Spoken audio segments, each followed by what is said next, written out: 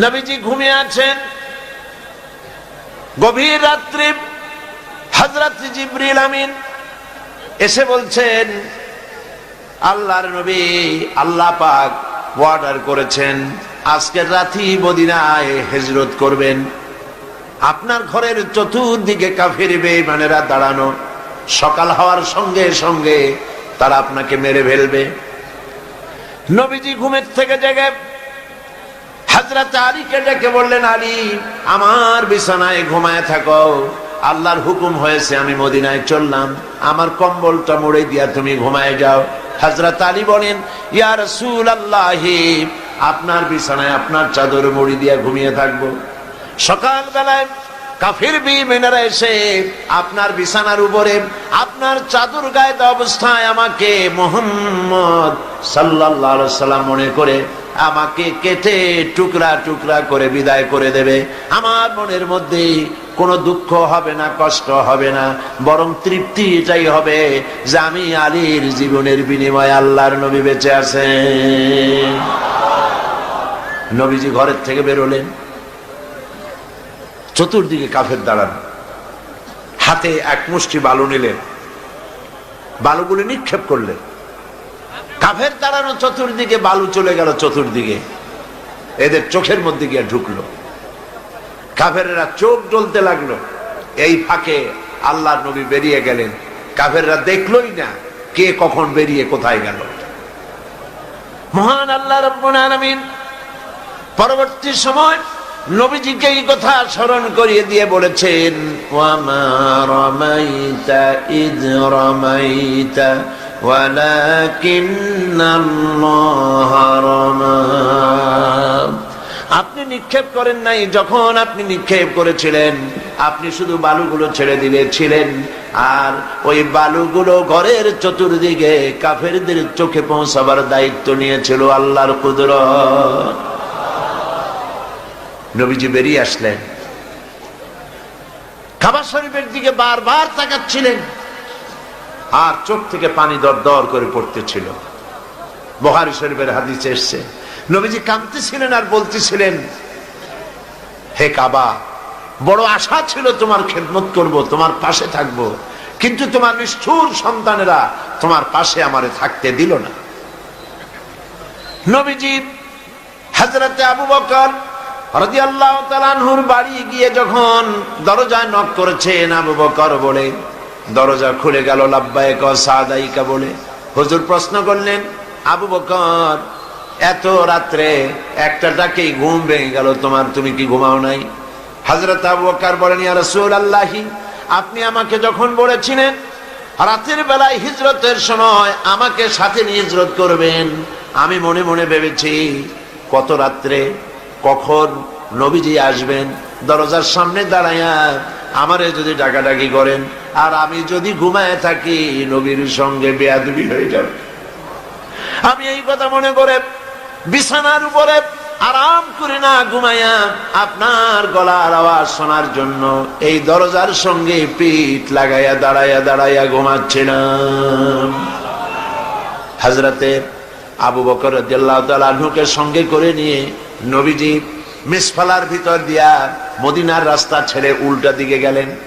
মিসফালার ভিতর দিয়া জাবালে কেদোয়ার উপর দিয়া জাবালে সুর গিয়া পৌঁছলেন। ফজরের রক্ত হয়ে গেল, ভেতরে নিয়ে আশ্রয় নিলেন গুহার মধ্যে। কাফেরেরা সকালবেলা এলো, একজন বলে ভিতরে আছে আর একজন বলে নাই। হযরত আবু বকর বলছেন, ইয়া রাসূলুল্লাহ, ধরা পড়ে গেছে, বাঁচার আর উপায় নাই। আল্লাহর নবী তখন কি বলেছিলেন কোরআন শরীফে আল্লাহ পাক তার শোনায় দিয়েছেন। নবীজি বললেন, ইয ক্বালা লিসাহিবিহি লা তাহজান ইন্নাল্লাহা মা'ানা। আল্লাহ পাক কোরআন শরীফের কথা উঠাই দিলেন। ইয ক্বালা লিসাহিবিহি, তিনি তার বন্ধুকে ডেকে বললেন, হে আমার সাথী, লা তাহজান, ভয় পাইও না, আমরা মাইনরিটি নই, আমরাই মেজরিটি, আল্লাহ আমাদের সাথে আছেন। সুবহানাল্লাহ। কিসের ভয়? সারা দুনিয়া যদি একদিকে চলে যায় আর ইমানদার মুসলমানেরা যদি একদিকে থাকে, কাফেরদের হাজারো চক্রান্ত, লাখো চক্রান্ত কোনো কাজে আসবে না আল্লাহ যদি সাথে থাকে। নবী করিম সাল্লাল্লাহু আলাইহি সাল্লাম এই ময়দান থেকে মদিনা মুনাওয়ারার দিকে চললেন, আর কাফেরেরা ঘোষণা দিল মুহাম্মদ সাল্লাল্লাহু আলাইহি সাল্লামকে কেউ যদি জীবিত অথবা মৃত অবস্থায় ধরে দিতে পারে 100 লাল উট তাকে পুরস্কার দেওয়া হবে। সুরাকা 100 লাল উট পাওয়ার লোভে বলল এই কাম আমিই পারবো।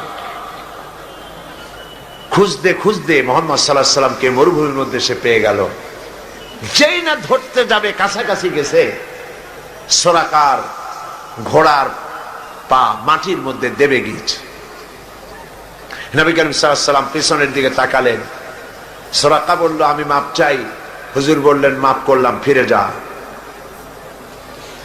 ঘোড়ার পা উপরে উঠে আসলো। যখনই উপরে উঠে আসছে সুরাকা চিন্তা করলো 100 লাল উট। আবার পিছনে ছুটেছে ধরার জন্য। আবার কাছাকাছি যখন গেছে 4টা ঠ্যাং ঢুকে গেছে মাটির মধ্যে। বলছে মুহাম্মদ সাল্লাল্লাহু আলাইহি সাল্লাম মাপ চাই, ভুল করেছি, মাফ করে দাও। হুজুর ফিরে তাকিয়ে বললেন দিলাম করে ফিরে যা। আবার ঘোড়া উপরে উঠে আসলো।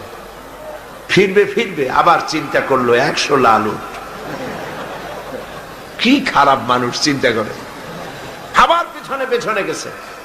এইবার কাছাকাছি গিয়ে ধরবো অবস্থা যখন হয়েছে, ঘোড়ার 4টা ঠ্যাং, ওর নিজের পা, ঘোড়ার পেট আস্তে আস্তে মাটির মধ্যে গাড়া শুরু হয়ে গেছে। বলছে মুহাম্মদ সাল্লাল্লাহু আলাইহি সাল্লাম ক্ষমা চাই, আমারে মাফ করে দেন। নবীজি বললেন মাফ করে দিলাম।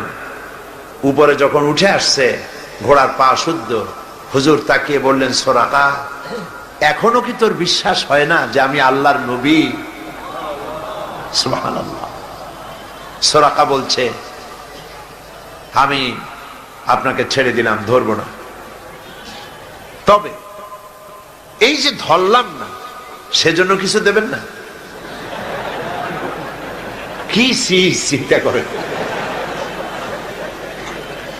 আর নবী কত বড় রহমতের নবী, সুবহানাল্লাহ। নবীজি রাগ করলেন না। এই রকমের ক্ষমতা যদি আমাদের থাকতো হাতে, আমরা কইতাম তোর 14 গোষ্ঠী মাটির নিচে যাক। রহমতের নবী রাগ করলেন না। সে কয় যে কিছু দেবেন না, ধরলাম না যে সেজন্য কিছু দেবেন না। হুজুর সাল্লাল্লাহু আলাইহি সাল্লাম রাগ করলেন না, বললেন হ্যাঁ দেব। কি দেবেন? তিনি বললেন পারস্য সম্রাটের মুকুট দেব। সুরাকা মনে মনে খুব অসন্তুষ্ট হলো, মুখ দিয়ে কিছু কইল না, মনে মনে অসন্তুষ্ট হইল। রাতের বেলায় লোক নাই, জন নাই, একজন মানুষ নিয়ে আপনি আত্মগোপন করে মদিনায় যাচ্ছেন, পারস্য সম্রাটের মাথার মুকুট আমারে দেবেন, কিছু দেবেন না তাই কর। এটা কি স্বাভাবিক কথা? তখনকার যুগের সুপার পাওয়ার। এখন যদি এই মঞ্চে দাঁড়ায় কেউ বলে যে আপনি আমার এই কথা যদি শোনেন তাহলে হোয়াইট হাউসের চাবি আপনারে আমি দিয়ে দেবো, ওইখানে আপনি ঘুমাবেন কি? তাহলে ওই লোকটার মস্তিষ্ক সম্পর্কে আপনারা সকলে চিন্তা করবেন, বেচারাকে তাড়াতাড়ি হেমায়েতপুর পাবনায় পাঠায় দেওয়া দরকার, ঠিক কিনা? কেউ চিন্তা করেছে যেটা কেমন কথা? পারস্য সম্রাটের মাথার মুকুট আমার দেবে, একটা কথা হইল। তিনি চলে গেলেন, মুখ মলিন করে চলে গেলেন। নবী করিম সাল্লাল্লাহু আলাইহি সাল্লাম মদিনা এলেন, ইসলামের রাষ্ট্র প্রতিষ্ঠা করলেন, ইন্তেকাল করলেন। আবু বকর রাদিয়াল্লাহু তাআলা ক্ষমতা এলেন, ইন্তেকাল করলেন। সুরাকা বুড়া হয়ে গেছে, চুল দাড়ি পাকিয়া সব সাদা হয়ে গেছে। এবার ক্ষমতায় হযরতে আমিরুল মুমিনিন খলিফাতুল মুসলিমিন ওমর ইবনুল খাত্তাব রাদিয়াল্লাহু তাআলা আনহু। পারস্যের সঙ্গে যুদ্ধ হলো। এই যুদ্ধে পারস্য মুসলমানদের হাতে দখল হয়ে গেল। গনিমতের মাল এলো, সোনা দানা হীরা জহরাত অস্ত্রপাতি সব গনিমতের মাল এসে খলিফার সামনে হাজির। খলিফা বসে তাকিয়ে দেখছেন সম্পদের ভিতরে যত গনিমতের মাল এসেছে তার মধ্যে হীরা মণিমুক্তা খচিত পারস্য সম্রাটের মাথার মুকুট ওমরের পায়ের কাছে এসে হাজির। হযরত ওমর রাদিয়াল্লাহু তাআলা আনহু বললেন, কে আছো? চলে যাও, সুরাকাকে ডেকে নিয়ে এসো। সুরাকাকে ডাকা হলো। হযরত আমিরুল মুমিনিন ওমর রাদিয়াল্লাহু তাআলা আনহু সুরাকাকে ডাকতেই বললেন, সুরাকা বুড়া মানুষ, কোমর সোজা করে হাঁটতে পারে না, চুল পেকেছে, দাড়ি পেকেছে। বুড়া সুরাকা হযরত ওমরের সামনে যখন দাঁড়ায় গেছেন, ওমর রাদিয়াল্লাহু তাআলা আনহু পারস্য সম্রাটের মাথার মুকুটটা নিয়ে সুরাকার মাথার উপরে পরায় দিয়া বললেন, সুরাকা, আল্লাহর নবীর ওয়াদা কোনোদিন মিথ্যা হয় না। নবী করিম সাল্লাল্লাহু আলাইহি ওয়াসাল্লাম মদিনায় প্রবেশ করছেন। আল্লাহ রাব্বুল আলামিন নবীজিকে বললেন, একটা দোয়া পড়ার জন্য বললেন। নবীজি দোয়াটা আল্লাহর পাকের কাছে থেকে শেখানো দোয়া পড়লেন। রব্বি আদখিলনি মুদখালা সিদকিন ওয়া আখরিজনি মুখরাজা সিদকিন ওয়াজআল লি মিন লাদুনকা সুলতানান নাসীরা। আয় আল্লাহ, সত্যের সাথে আমাকে প্রবেশ করাও, সত্যের সাথে আমাকে বের করো, আর তোমার পক্ষ থেকে সুলতানে নসীর আমাকে দান করো। দুনিয়ার সমস্ত মুফাসসিরিনে কেরাম একমত, সুলতানে নসীর এর অর্থ হলো রাষ্ট্র ক্ষমতা। সুবহানাল্লাহ বলেন। আল্লাহ, তুমি আমারে রাষ্ট্র ক্ষমতা দান করো। আল্লাহ শিখাই দিলেন, কারণ রাষ্ট্র ক্ষমতা হাতে না পেলে আল্লাহর আইনকে কার্যকরী করা যায় না। ঠিক কিনা? রাজ্য চলে রাজার চালে, রাজা যেমন হয় রাজ্য তেমন চলে। নিচের পানি উপরে যায় না, উপরের পানি নিচে আসে। কাজী রাষ্ট্রে যদি ইসলাম থাকে, রাষ্ট্রীয় ক্ষমতায় যারা থাকেন ওনারা যদি ইসলাম ভালোবাসে, তাহলে এই ইসলাম সর্বত্র ছড়িয়ে পড়ে। আর যদি রাষ্ট্র ক্ষমতায় যারা থাকে তারা যদি ইসলাম বরদাস্ত করতে না পারে, তাহলে ইসলাম সেই দেশে কার্যকরী হয় না। প্রিয় ভাইরা, নবী করিম সাল্লাল্লাহু আলাইহি ওয়াসাল্লাম প্রয়োজন ছিল এখন রাষ্ট্র ক্ষমতা হাতে নেওয়া। যেহেতু রাষ্ট্র ক্ষমতা যদি হাতে না আসে, আল্লাহর আইনকে কার্যকরী করা যাবে না। আল্লাহর নবী মদিনা মুনাওয়ারায় প্রবেশ করলেন। মদিনা মুনাওয়ারায় গিয়ে দিন কায়েম করলেন, কোরআনের রাজ কায়েম করে দিলেন। সংবিধানের নাম হলো কোরআন শরীফ। সংবিধানের নাম কি? কোরআন শরীফ।